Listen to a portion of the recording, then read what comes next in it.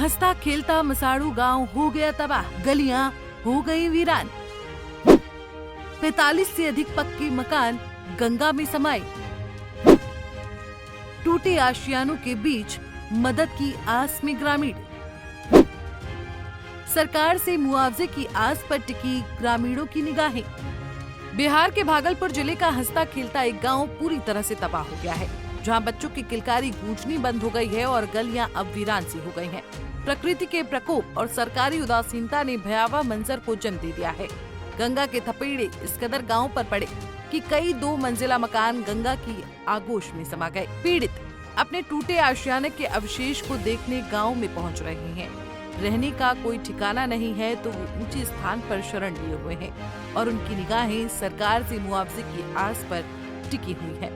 ये कहानी है जिले के सबौर प्रखंड के गंगा के किनारे प्रकृति की गोद में बसे मसाड़ू गांव की, जो अब गंगा नदी की गोद में ही समा गया है। बता दें कि मसाड़ू गांव में 2 सितंबर से कटाव शुरू हुआ। सबसे पहले गांव में बने 14 लाख के जल मीनार ने जल समाधि ले ली थी और फिर एक कर तकरीबन 45 से अधिक मकान गंगा में समा गए थे। लाखों की लागत से बनी सड़क, पानी टंकी, सामुदायिक चौपाल, किसान भवन, मंदिर सभी कटाव की जद में आ गए, लेकिन किसी ने इनकी सुध नहीं ली। तो वहीं पीड़ितों की सहायता के लिए की गई व्यवस्था के नाम पर कम्युनिटी किचन जरूर मिला है, लेकिन अब तक मुआवजे को लेकर किसी भी तरह की कोई सुगबुगाहट नहीं दिख रही है।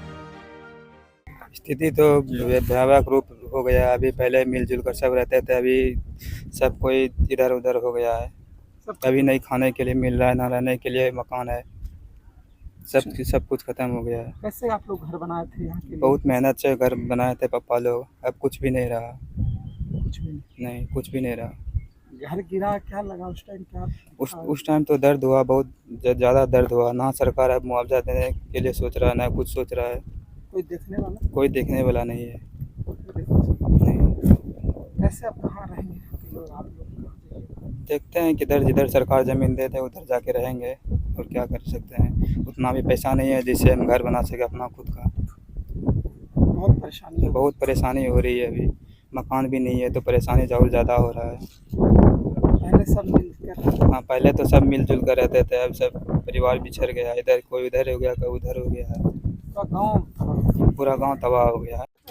स्थिति घर कटी गए, बाल बच्चा जखनी खुशी जखनी बाल बच्चा लोग जाए कहानी रही से कि हम घर जब घरे नहीं बच्चा काम नहीं रखबे। जब बच्चा नहीं कहे हम जेब घर तो वहाँ दूसरा ठाम मन नहीं लागे से, तब घरे नहीं तो वहाँ नचारी में तो रहे नहीं से। अब ये सब घर गिरी गए, कहाँ बच्चा लोगों भटके सामान घर से का लबा। पहले तो अच्छा से रहे छे, कत अच्छा से रहे छे। कल पखना बिजली सब घर में लागलो छे, अखनी सब चीज रन बन हो गए, कटी गए। गंगा मैया सब खत्म, खिकरी मौत कर दिल्के, गंजनपुरी रेलो छे। अखनी घरों से आदमी हमरा घरों में जनो बनैल के आदमी नहीं लौकैले रोड पर के, जे अखनी हापुर हो गए, सबके झलका लगल, सब खत्म हो गए। मसाड़ू गांव के अधिकांश लोग दिहाड़ी मजदूरी करते हैं और उसी खून पसीने की कमाई से अपने सपनों का आशियाना तैयार किया था। भागलपुर में ये गांव एक अच्छे किसानों की गिनती में आता था। लोग यहाँ खुशहाल रहते थे और घर घर में बच्चों की किलकारी गूंजती थी। लेकिन अब खुले आसमान के नीचे या टूटे घरों में बच्चों की सिसक सुनाई पड़ रही है। हंसता खेलता गाँव पूरी तरह उजड़ गया है और गलियां वीरान हो गई हैं। लोगों की आंखों के सामने उनके सपनों का आशियाना आहिस्ता आहिस्ता करके जंगल में समा गया है।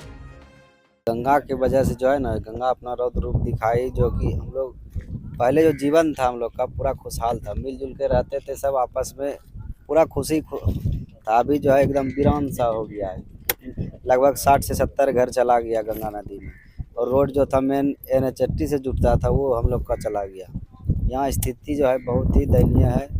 यहाँ पानी का व्यवस्था भी पीने लायक नहीं है, पानी चापाकल भी नहीं है। पहले वीडियो साहब के द्वारा जो दिया गया था लगभग 60 से 70 घर चले गए, और सरकार के तरफ से जो है मुआवजा वाला जो बात हो रहा है उसमें जैसे कि एक उसका पिता है, उसको 4 पुत्र है, चारों का शादी ब्याह हो गया, सभी चारों भाई मिलजुल के घर बनाया था। लेकिन अब जो है मुआवजा सिर्फ एक आदमी को मिलेगा, तो उससे क्या होगा? 4 आदमी, एक उसका माता पिता, 5 गो का उससे होगा गुजर बसर। जमीन जिसका घर चला गया उसको जमीन भी मिलना चाहिए प्लस घर भी मिलना चाहिए।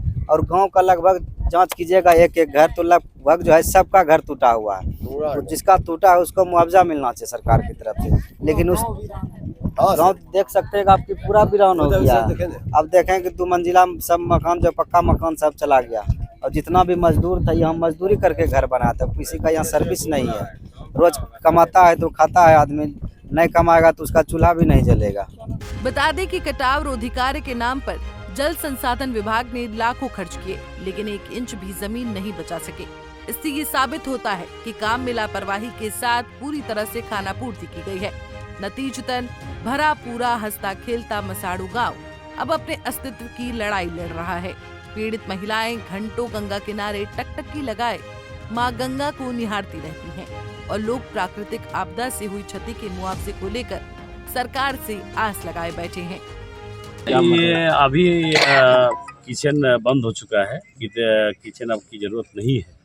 बाढ़ का पानी गांव से निकल गया है बाहर, और वहाँ के जो पीड़ित लोग हैं 42 ऐसा परिवार जो सूचना मिली है कि वैसे 42 परिवार है जिनका घर विलीन हो गया है बाढ़, उनको रैन बसेरा योजना के तहत हम लोग ज़मीन की व्यवस्था कर रहे हैं और मकान बनाने के लिए पुनर्वासन के लिए भी पैसा हम लोग देने जा रहे हैं।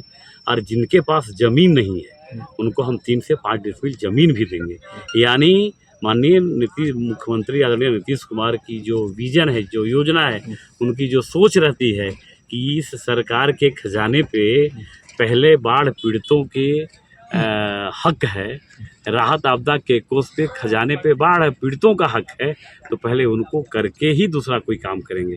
और माननीय मुख्यमंत्री जी के सोच के तहत मैंने कई जगह भ्रमण किया है, प्रशासन ने अच्छा काम किया है और भरसक प्रयास किया है कि किसी को तकलीफ नहीं हो। फिर भी प्राकृतिक आपदा है, अगर किसी को तकलीफ हुई होगी तो हम लोग प्रयास कर रहे हैं कि उनकी क्षतिपूर्ति हम लोग करें। पंजाब केसरी टीवी के लिए भागलपुर से अंजनी कुमार कश्यप की रिपोर्ट।